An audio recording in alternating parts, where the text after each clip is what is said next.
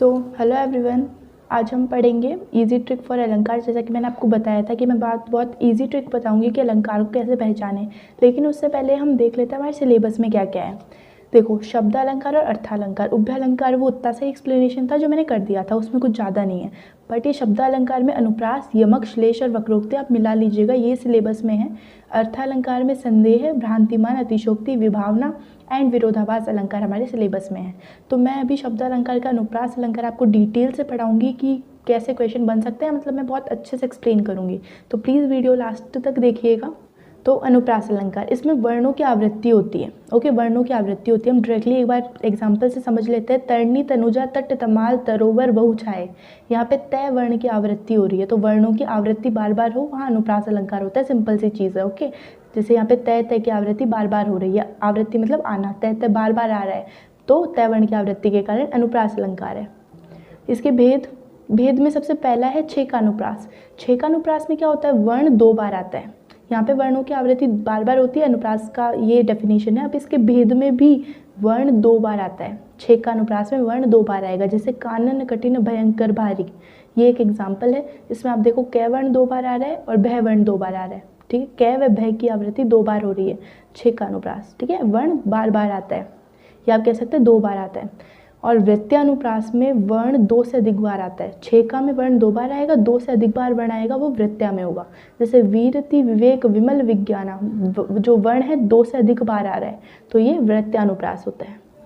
Third है श्रुत्यानुप्रास। इसका भेद है, एक ही उच्चारण स्थान वाले वर्ण अधिक आते हैं, जैसे तुलसीदास, सिद्ध, निस्दिन, देखत तुम्हारी निठुराई। एक ही उच्चारण स्थान वाले वर्ण बार बार आते हैं, जैसे तुलसी तो तय, से, तय, तू, तो ये जैसे है से तय तय, एक ही उच्चारण होता है इनका, तय का एक ही उच्चारण करेंगे दोनों का, इन दोनों से का भी एक ही उच्चारण करेंगे, तो उच्चारण वाले शब्द बार बार आते हैं। ठीक है, तो एक ही उच्चारण वाले शब्द बार बार आते हैं, एक ही उच्चारण स्थान, जैसे तय है, एक ही उच्चारण करेंगे, तय कहीं भी आ जाए, से कहीं भी आ जाए, एक ही उच्चारण करेंगे, तो एक ही उच्चारण वाले शब्द बार बार आते हैं, वहाँ पे श्रुत्यानुप्रास होता है।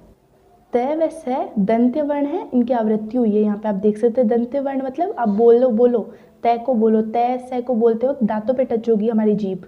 ठीक है, तो इनको दंत्य वर्ण कहते हैं। अगर आपको ये वाला वीडियो भी चाहिए कि कौन से वर्ण क्या कहते हैं किन वर्ण को, तो आप प्लीज़ कमेंट करिएगा, मैं बताऊंगी। अगला भेद है इसका अंत्यानुप्रास।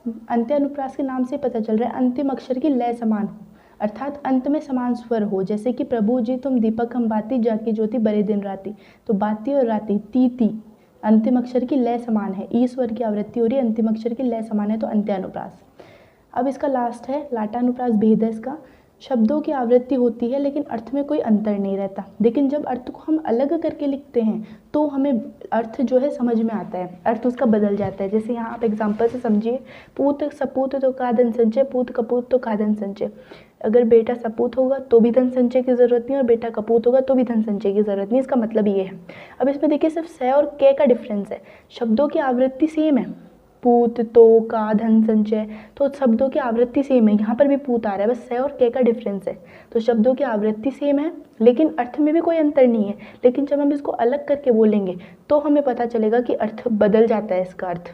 तो साथ में बोलेंगे तो कोई डिफरेंस नहीं है, पूत सपूत तो का धन संचय, पूत कपूत तो का धन संचय। लेकिन जब हम इसका मतलब निकालेंगे कि बेटा कपूत हो तो का धन संचय, या बेटा सपूत हो तो भी धन संचय की जरूरत नहीं, तो हमें इसका मतलब पता चलेगा। ये होता है लाटानुप्रास।